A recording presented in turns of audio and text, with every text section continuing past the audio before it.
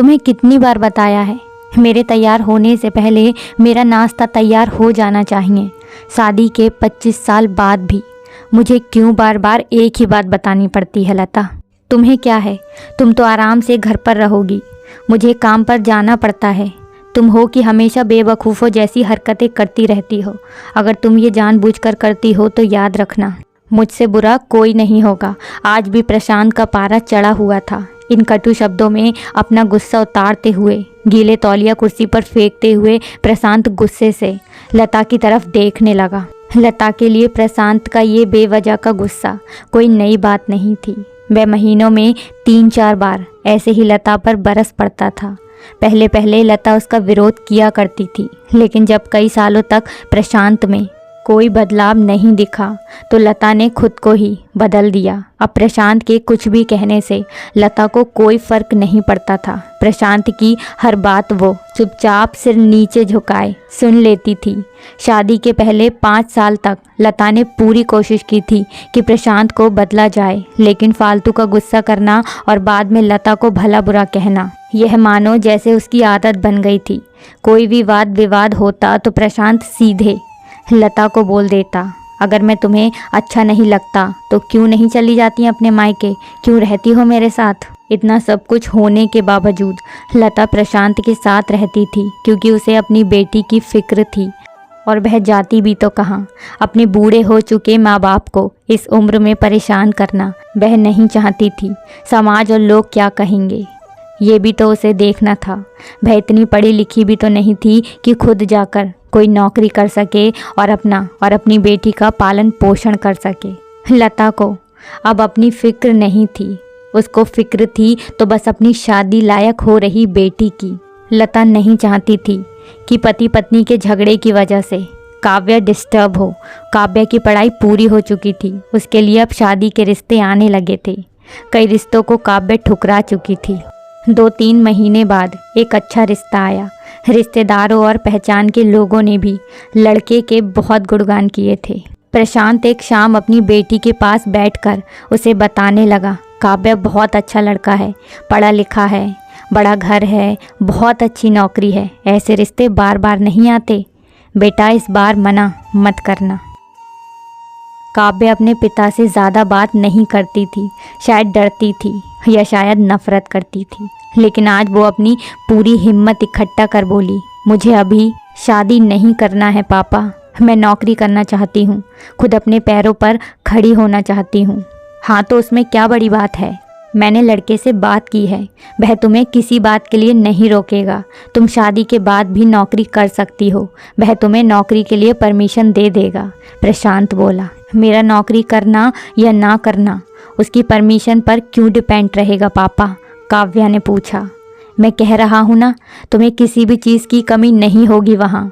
ऐसे रिश्ते बार बार नहीं आते, इसे ठुकराओ मत, बहुत खुश रहोगी तुम वहाँ। प्रशांत बोला। पापा क्या मैं उतनी ही खुश रहूँगी जितनी मम्मी इस घर में खुश हैं? काव्या ने तंज कसते हुए कहा। आज तुम्हारी जबान कुछ ज़्यादा नहीं चल रही? प्रशांत गुस्से से आंखें बड़ी करते हुए बोला। पापा मुझे शादी ही नहीं करनी है, क्योंकि शादी के बाद अगर वह लड़का आपके जैसा निकला तो मैं क्या करूँगी? मुझे आपके जैसा जीवन साथी नहीं चाहिए जो बिना बात के मुझ पर हमेशा चिल्लाए। मुझे कुछ भी अपनी पसंद का लेना हो तो 10 बार सोचना पड़े, कहीं वह नाराज़ ना हो जाए। मेरी तबीयत कैसी भी हो उसे परवाह ना हो, रोटी थोड़ी सी मोटी बन जाए तो घर सर पर उठा ले, उसकी चेक बुक ना मिले तो मेरा ही दोस्त निकाले, हर छोटी मोटी बात पर मुझे मायके जाने के लिए कहे। काव्या ने अपना दिल खाली करते हुए पापा से सब कह दिया। प्रशांत का गुस्सा 7वें आसमान पर था, लेकिन उसके मुंह से एक भी शब्द नहीं फूट रहा था। वो काव्या की बातें सुन रहा था। काव्या उतना ही बोलकर चुप नहीं हुई।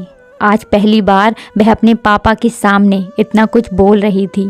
पापा, आपने माँ के साथ हमेशा गलत व्यवहार किया है। आप अपने ऑफिस का गुस्सा बिना सोचे समझे माँ पर उतार देते हैं। कभी इस बात की परवाह भी नहीं करते कि उन्हें कैसा लगता होगा। आपकी बातें सुन सुन माँ ने अपना स्वाभिमान खो दिया। प्रशांत आज पहली बार अपने किए बर्ताव को महसूस कर पा रहा था। वो इतना ही बोल पाया, जो तुम्हारा मन है वो करो। मैं तो इतना बुरा हूँ ना? काव्या ने प्रशांत का हाथ पकड़ा और बोली, पापा मुझे सिर्फ एक सवाल का जवाब दे दो। क्या आप चाहोगे कि मेरा पति आपके जैसा हो? अगर आपका जवाब हाँ है तो कर दीजिए मेरा रिश्ता आज ही, और ना है तो मुझे आत्मनिर्भर बनने दीजिए। प्रशांत कुछ भी ना बोल पाया और वहाँ से चुपचाप बाहर चला गया। आज उसे लता के सामने जाने में शर्म आ रही थी। चलते चलते उसकी आंखों से आंसू बह रहे थे। प्रशांत ने आज से अपने आप को बदलने का निश्चय किया। अगले दिन से लता ने अपने पति में काफ़ी बदलाव देखा। वह सोचने लगी कि जो हिम्मत काव्या ने दिखाई है, वह हिम्मत अगर मैं पहले ही दिखा देती तो शायद आज परिस्थिति कुछ और होती। अब काव्या पढ़ लिख कर अच्छी नौकरी करने लगी थी और 3 साल बाद उसके लिए एक अच्छा रिश्ता आया और उसकी विदाई पर प्रशांत बोला, बेटा तू हमेशा खुश रहेगी क्योंकि तेरा पति तेरे बाप जैसा नहीं है। प्रशांत की ये बात सुनकर लता और काव्या की आंखों से आंसू बहने लगे। दोस्तों, हमारे समाज में औरतों को भले ही देवी का दर्जा दिया जाता है, लेकिन वह स्वतंत्रता नहीं दी जाती जो उन्हें देनी चाहिए। उन्हें बचपन से ही बताया जाता है कि वह पराया धन है। स्कूल से आने में देर हो जाए तो पिटाई मिलती है। मोबाइल पर बातें करते हुए दिख जाएं या खिड़की में झांकते हुए दिख जाएं तो शक किया जाता है। माँ बाप का घर तुम्हारा नहीं है, पति का घर ही तुम्हारा घर है। जीवन भर ये बातें बता बता कर उन्हें ससुराल भेज दिया जाता है और एक दिन किसी छोटे मोटे झगड़े में ससुराल वालों से उन्हें सुनना पड़ता है कि इस घर को छोड़ दो और मायके चली जाओ। अब आप ही बताओ दोस्तों, ऐसी स्त्रियों का सच्चा घर कौन सा है? आखिरकार वह किस घर को अपना घर कहें? हमारी वीडियोस को पूरा देखने के लिए आपका बहुत बहुत धन्यवाद।